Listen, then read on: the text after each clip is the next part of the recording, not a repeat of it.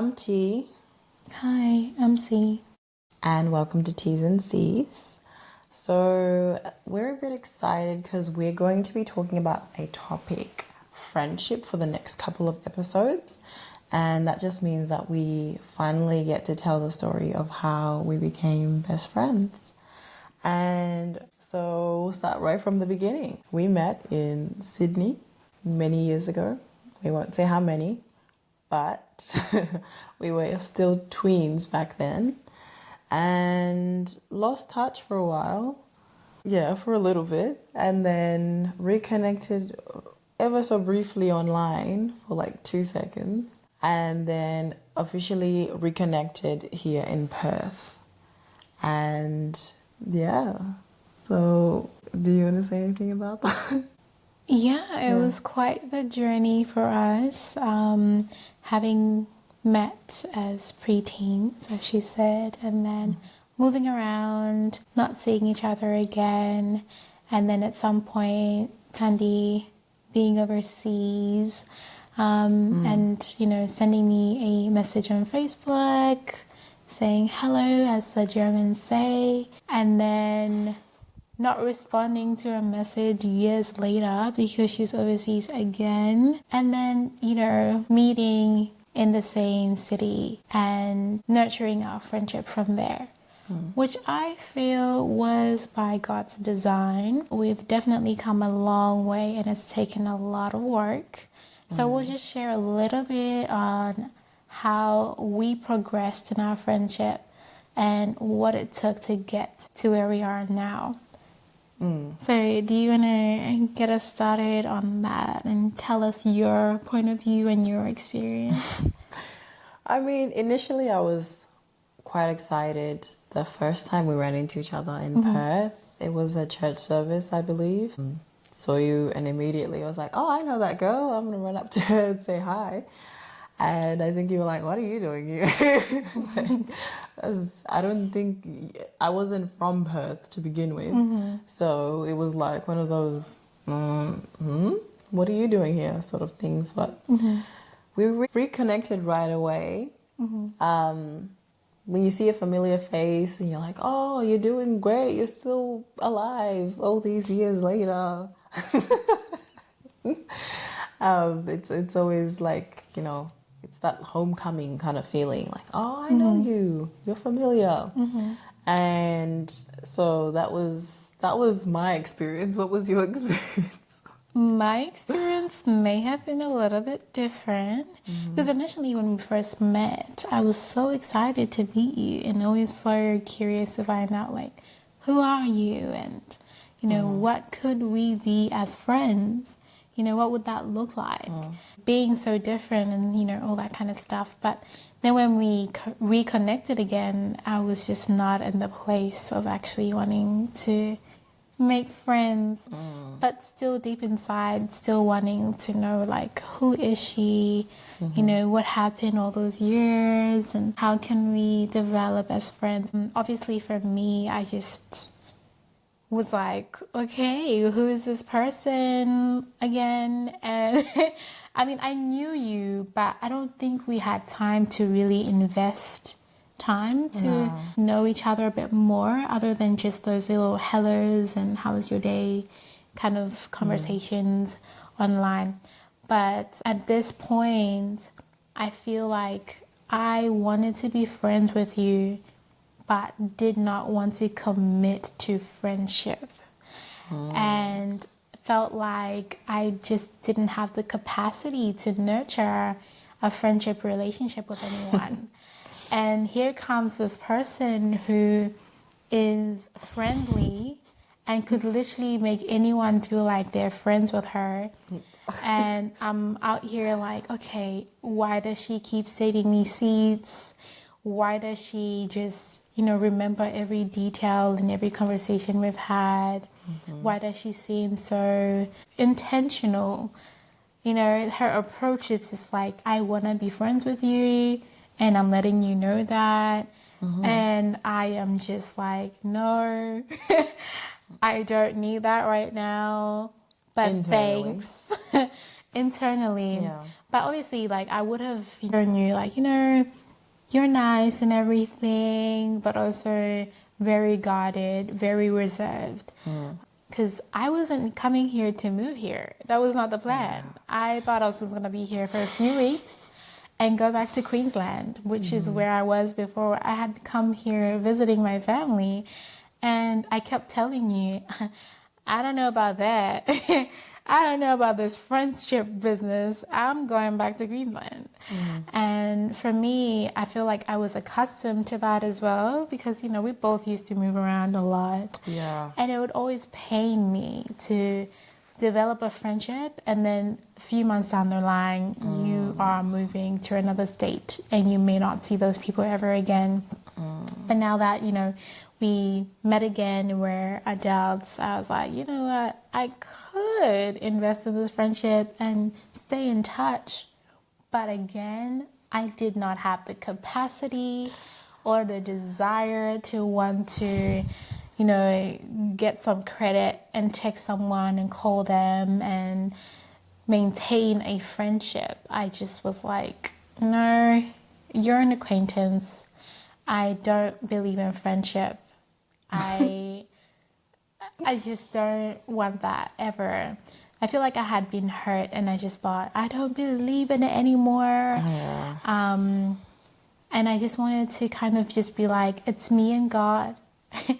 But that's pure isolation. And, nothing good comes in isolation. As the word says, a man who isolates himself seeks his own destruction. That's in the book of Proverbs. But yeah, that was me. And obviously in that time, I was unintentionally actually doing more harm to myself than good. And now when I reflect, I see it was the hand of God actually pushing me towards her and pushing her towards me. And it was hard for me to resist this urge, this internal battle that I had. Like, it was hard for me to keep fighting and resisting the friendship because by design we were created for connection and communion. We were designed to have a togetherness kind of sense, I guess, kind of nature. You cannot develop on your own. You need a village, you need a community, you need friends, you need a family, you need some kind of unit to be able to rub off each other. Like, no stick can burn on its own. You need a bundle of sticks to maintain a flame. So it was God. And I was resisting. I was fighting for a long time. Resisting God? No, I feel like I was resisting God's intervention in my life. Because obviously I was wounded. And this was his way of bringing healing in my life. Because I had lost trust in people. I had just decided I just don't like people anymore. And I just felt so rejected, so alone. And I don't know, like, I just didn't feel like I wanted to go through that again. But I think I had closed doors and not known that not every door needs to be closed. You need to open yourself up to other experiences and other potentials in your life because you never know what could come of it. You can't just close every door and think everything is meant to harm you. God doesn't want to harm you. He wants to develop you, heal you, nurture you, deliver you, and help you. But I thought people were the weapons formed against me. Wow. I thought people were out here looking to use me and abuse me. And I just thought anyone coming to just approach me in a friendly way didn't mean well.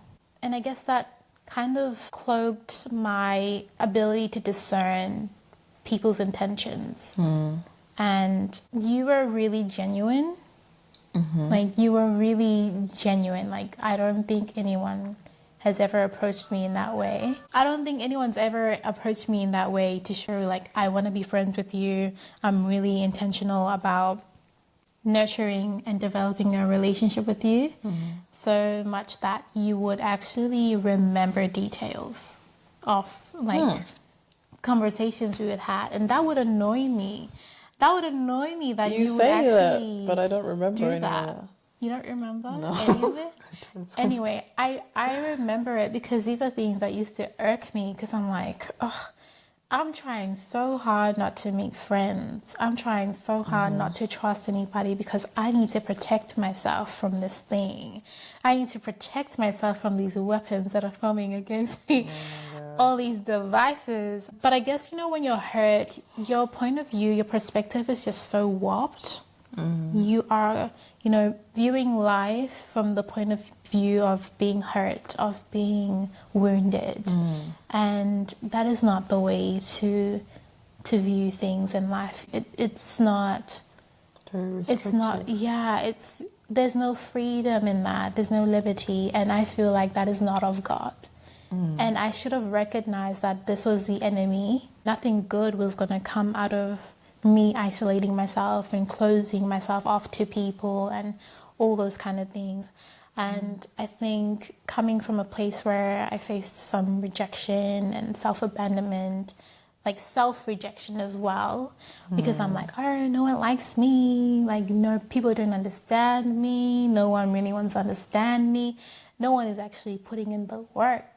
And I had been people-pleasing and working hard as well, but there was no reciprocation, you know? And I don't know, it just felt like trend after trend. That was this consistent thing in a lot of the friendships that I had. And those are the friendships that never worked. And I thought that's just how it was, because how come there's this consistent pattern where I seem to be doing a lot and getting hurt? And I'm like, oh, here comes another one. And her name is Tandy. What the heck? But by the grace of God, because she was so consistent and she was so different, I feel like God allowed me to see that not everyone is like that. And good things can come out of people. I was just hurt from a bad experience. But not every experience was going to be that way. I feel like now I've just yapped for the longest time. But, we'll take turns and, go ahead and share all that. I do know, after being hurt like that, I was more intentional about how I approached friendship. And I wanted to start again. After I had seen how intentional you were and how genuine you were, I had then kind of shifted and decided, you know what? I should give this a go. But this time, I should pray and ask God for friendships.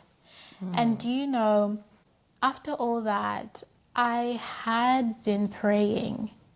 And that was when I feel like now I look back and I'm like, God was actually pushing you towards me. Like, I was praying for a friendship, but the way it was coming, I wasn't prepared for it. So now this thing is coming at me and I'm like, oh, hold up. I didn't mean right now, God. I know I'm praying for it, but I'm not really ready like that. Just, I'm praying, but not right now. And and I feel like you need to be careful. You need to be careful how you pray and what you pray for, because God is faithful and He will give that to you. You don't get to choose what package it comes in, when the estimated date of arrival. You don't get to pick and choose those things. And I'm like, you know what? It was God's timing. It was perfect timing. And He was like, we're going to break this by fire, by force. And that thing left. As you can see, we're now best friends, inseparable. And I love people now. Because of this person, I actually like making friends. I actually like talking to people and being a bit more intentional about making connections. But yeah, you can go ahead. Where do I start now? Yeah, I think the fact that you are mentioning things that I don't even remember doing, that's crazy. Like, I'm like, I don't know about all these things that you're just talking about. But I can really see that, God had a plan in place, and it was just a matter of time. It was just a matter of time. Like, for me, it always felt like it was just a matter of time until we'd be best friends. In my head, we were already best friends, by the way. So, yeah, like, I don't know, maybe a few months after knowing you, getting to actually know you, I was already like, we're best friends. Like, already, to me, we were best friends. And obviously that was a bit of some interesting judgment on my point of view, because like that exposed an area where I clearly needed to understand what friendship really meant and how to cultivate that and grow in that and become more not only intentional but also like put some emphasis and value on the friendship, because like you were coming from a place of hurt because people had been not reciprocating and they hadn't been honest in their approach and the way that they had come into your life. And I was coming from a place where I was just completely avoidant of that, and I think part of that was just because of that traveling all the time. Like, we met as kids, I went overseas for a few years, moved to different countries, came back to Australia. By the time, like, I was obviously really good at making friends because of the environment that I had to be in anyway. It wasn't like by choice. I had to socialize in different languages sometimes. Yeah. Like, I didn't have the choice to be like, I've known my friends all the way since kindergarten and they're the same friends I've had and, lifelong best friends or whatever. Yeah. So, but when I saw you, I remember thinking, I really like this girl and I want to be friends with her. And I remember even telling you, like, I want to be friends with you. And you were like, why? And I was like, I don't know. I know that I want to be friends with you. So, it was something that I knew. I think I just had an inner knowing that God had a further plan for us along the way. I look at the way that our friendships developed now over time, the things that we've learned from each other, that only was orchestrated because God was the one who was being intentional the whole time. You were praying for friends. I had a time when I had moved to Perth and it had taken me a long time to really connect to people. Yes, I was good at making friends and being outgoing, but that's just me being extroverted.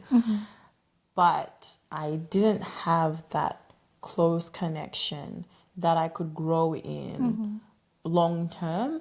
And it only happened when we became friends. And that's when that prayer was now being answered, like to find someone who I can grow with spiritually, mentally, all that stuff. We've seen each other since, the days when we weren't all that serious about Jesus, let's be honest. But like that only came afterwards. And when I'm reflecting now, I can see that we might have been in a place of hurt and apprehension and not so much openness, because I can say I knew I wanted to be best friends with you, but I wasn't really ready to share all of me with you. Like there was moments where you'd be like, there's parts of you that I don't know anything about your life and stuff. Like there's parts of your life I don't know anything about. And I'd be like, okay, like what's the problem? What's the problem? Then you're like, how are we gonna be best friends if I don't know about of your life? Like, can you tell me your life story properly? And for me, that was like, that's kind of a non-issue. Why are we talking about that? Can we watch Netflix now? Like, but that's just how I was. That was my character. That's the way I carried myself. I was very laissez-faire, very Aussie, she'll be all right. But, I can see over time, I can see that God was intentional. You might be saying I was intentional, but really I just see that God was intentional with us, and patient, because you're saying you were pushing back. There was a point when I was pushing back because I was like, oh, now she knows all my secrets. I might need to move countries again. Like, because I wasn't used to having a friend who was that close and getting to know someone over years. Like, for me, I would know people 4 years down the line, I'm moving somewhere else. Was never long term, was never allowed to grow and develop and become something truly, lifelong. And so I guess for me, I'm just grateful that, we've known each other for more than 8 years, been best friends for 8 years, and it's developed into something that has been, nurtured by God, and that's something special, something to praise God for. We can say that we were intentional, but really, were we? I think we happened to fall into God's plan, and we happened to go along those, to follow that path. But really, He was the one that was pulling the strings the whole time. He was the one that was guiding us to each other the whole time. Some of the conversations that we had were clearly Him showing us this could be something that supports you spiritually, psychologically, Now a family, we're not even like friends, like we're basically family members. At this point, I've pretty much been adopted into your family. So, it's okay. Okay.